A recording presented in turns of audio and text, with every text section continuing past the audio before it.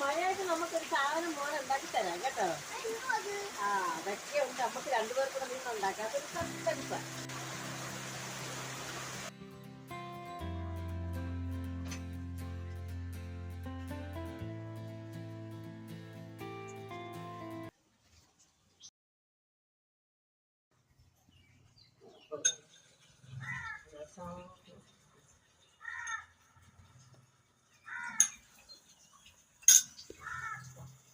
പിന്നെ നമ്മള് ഇതെടുത്ത് തേങ്ങ നമ്മൾ എടുത്തോ.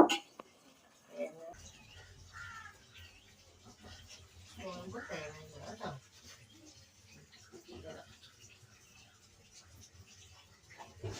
ഏലക്കപ്പൊടി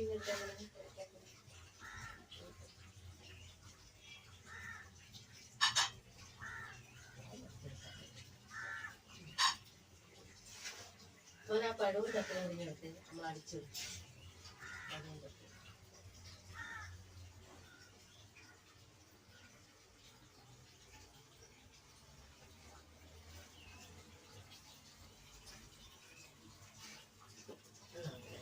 നിരക്കുമ്പോൾ വെള്ളം ഒഴിച്ചില്ലെങ്കിലും അതിങ്ങനെ ഇതായിട്ട് വരും.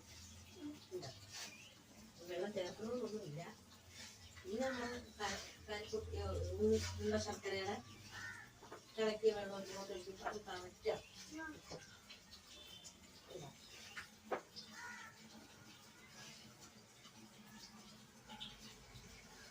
ശർക്കര വെള്ളം ഇനി എടുക്കണം.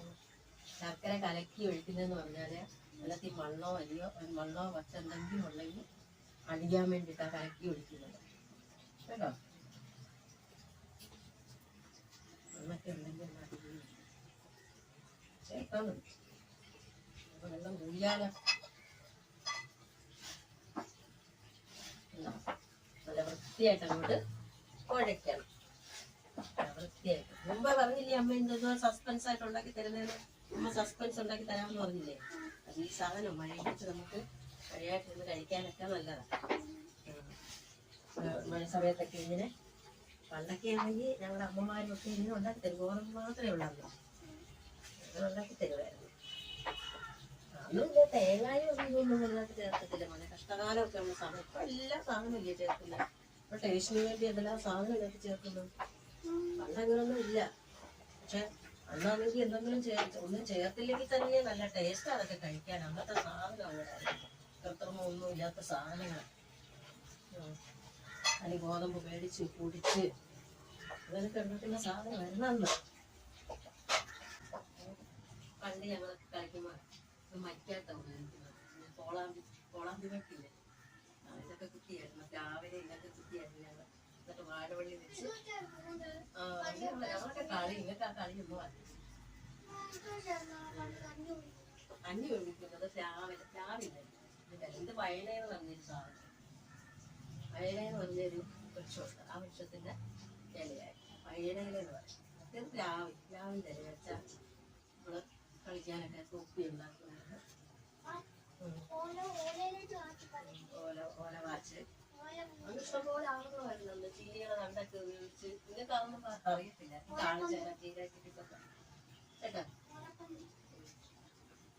പഴയ സാധനങ്ങളാണ്.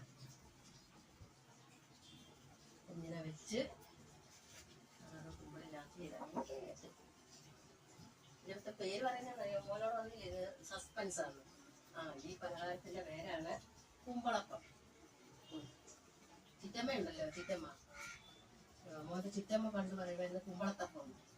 അവർക്ക് ഞാൻ ഉണ്ടാക്കി കൊടുക്കുമായിരുന്നു. പറയാൻ അറിയത്തില്ല കൊച്ചുനാളില്. കുമ്പളത്തപ്പം എന്നായിരുന്നു പറയുന്നത്. മനസ്സിലായോ? എന്ന് പറയുന്നതിന് കുമ്പളപ്പം.